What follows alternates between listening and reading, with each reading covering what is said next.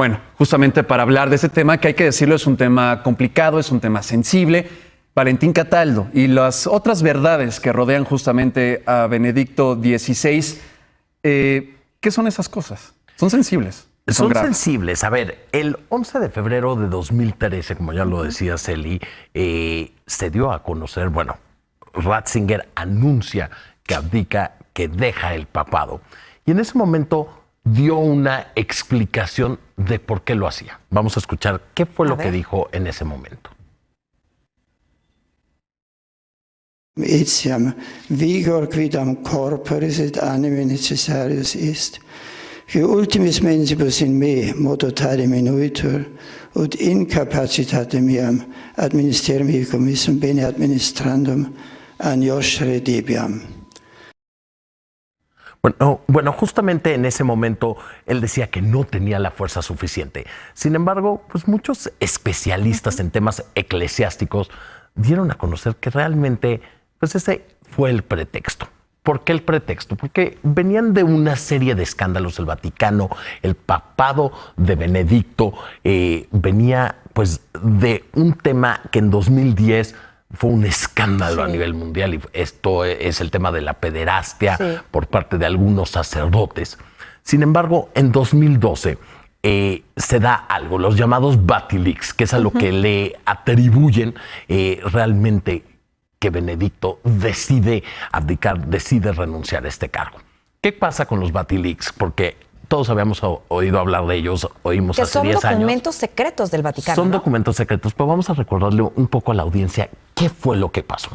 En enero de 2012, Carlo María Viganò, quien entonces era el nuncio apostólico de Estados Unidos, le manda una carta a Ratzinger en la que pues denuncia lo que él veía como actos de corrupción dentro del Vaticano. Entonces, esa carta se filtra a la prensa.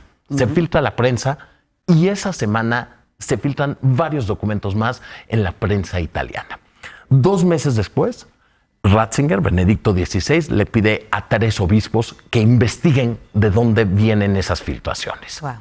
Y pues que procedan contra quien resultará responsable en ese momento.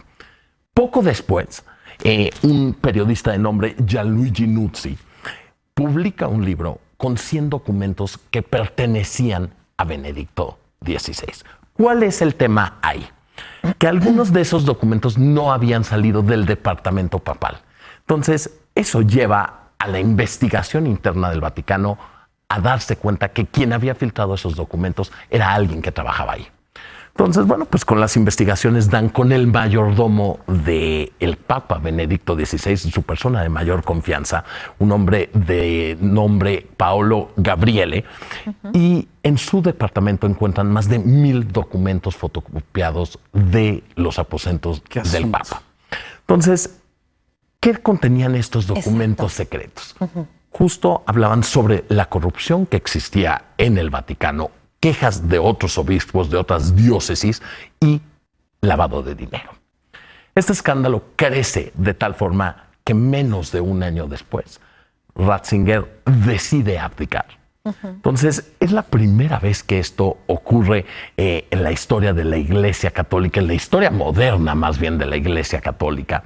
Entonces, ahí es cuando se realiza un cónclave para elegir a otro papa. Ahí es donde se elige al Papa Francisco. Que además fue en tiempo express. Fue en tiempo express porque, a ver, la Iglesia Iglesia... entregar y retirarse. Totalmente. Y necesitaban a un personaje carismático, un personaje que no estuviera rodeado de estos escándalos de los que venía. Y de la frialdad que siempre ha sido objeto de críticas, la frialdad de Joseph Ratzinger, ¿no? Totalmente, totalmente. El Papa Francisco mucho más carismático.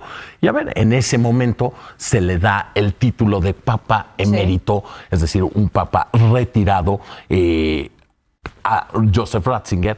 Él vive dentro del Vaticano, entonces es la primera vez que vivían 2 papas dentro de la Santa Sede. Y bueno, pues el Papa Francisco ha dicho que ha tenido una relación cercana con Ratzinger, pues le ha pedido consejos y demás, Pero bueno, pues creo que era importante en este momento que su salud está siendo pues foco de atención, pues recordarle a la gente por qué abdica Ratzinger. Así es. Y rápidamente, Valentín, al ser Benedicto XVI un papa emérito, pues los procesos, si él llegara a fallecer, no van a ser lo mismo como si falleciera el Papa Francisco en este caso. No van a ser los mismos exactamente, pero sí van a ser muy parecidos, ¿no? Se cree que muchos de los protocolos y de la logística que se lleve a cabo para los funerales del Papa emérito cuando fallezca, pues serán similares. Se cree que la misa que se oficiará en la basílica o en la plaza, pues la dará el Papa Francisco. Claro. Y muchos de los... La gente podrá seguramente ir a visitar el cuerpo de Ratzinger, como pasó en 2005 cuando murió el Papa Juan Pablo II. Entonces, no, a ver, no es un jefe de Estado, pero sí fue un jefe de Estado. Claro. ¿No? Fue el jefe de Estado del Vaticano, entonces seguramente irán muchas delegaciones de todo el mundo. Y bueno, pues nada más esperemos que mejore de salud. Que mejore de salud. Así es, Valentín, muchísimas gracias por estar a con ustedes. nosotros. Un gusto como siempre, creo. Gracias, buenas noches.